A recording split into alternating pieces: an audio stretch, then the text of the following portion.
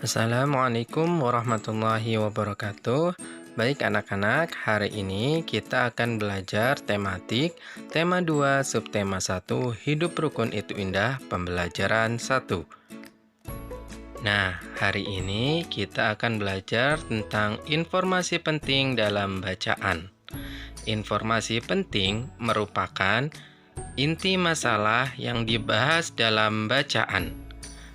Isi bacaan meliputi apa, siapa, kapan, di mana, mengapa, dan bagaimana. Nah, untuk apa itu adalah objek yang dibicarakan, dan sedangkan siapa itu adalah orang yang dibicarakan. Sedangkan kapan itu adalah waktu yang dibahas dalam bacaan tersebut. Untuk di mana itu adalah tempat yang dibahas dalam bacaan tersebut. Kalau untuk mengapa itu adalah alasan yang dibahas dalam bacaan tersebut. Untuk bagaimana itu adalah uraian peristiwa yang diceritakan dalam bacaan tersebut.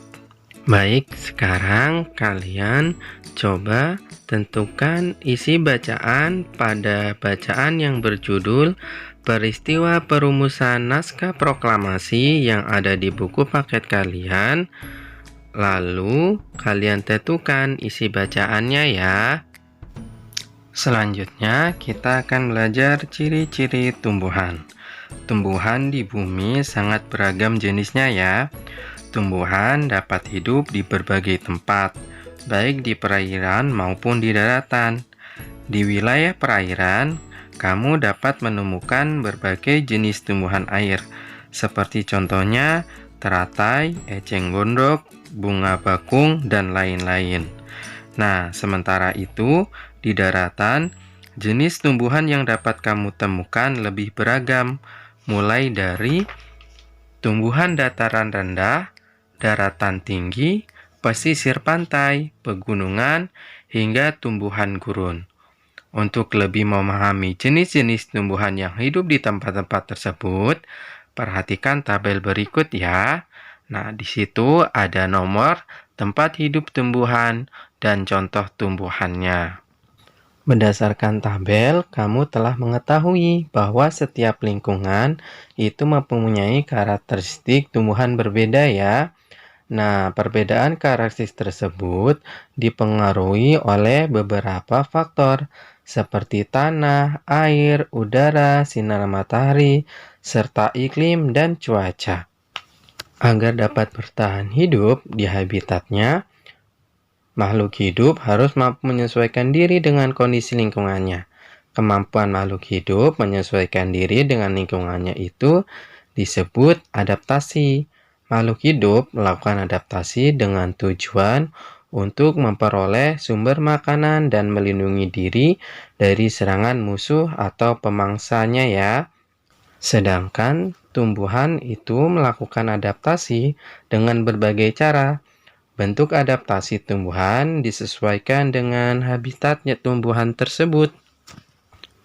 Nah, tahukah kamu apa nama tumbuhan pada gambar A dan B?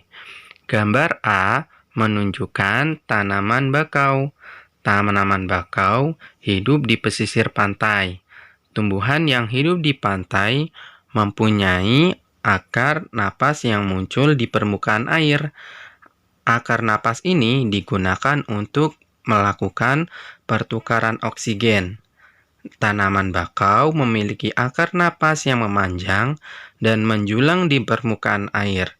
Dengan demikian, akar tanaman bakau tetap mampu mengambil oksigen dari udara meskipun terjadi pasang surut air laut. Sementara itu, gambar B menunjukkan tumbuhan enceng gondok. Enceng gondok memiliki kemampuan adaptasi yang berbeda dengan tanaman bakau. Enceng gondok dapat tumbuh di rawa, telaga, dan danau. Enceng gondok dapat bertahan hidup di lingkungan berair karena melakukan adaptasi. Nah, cara adaptasi eceng gondok yaitu memiliki daun yang lebar, batang berongga, dan akar yang lebat. Bentuk daun eceng gondok yang lebar berguna untuk menyerap sinar matahari dan mempercepat proses penguapan. Sinar matahari digunakan untuk membantu proses fotosintesis.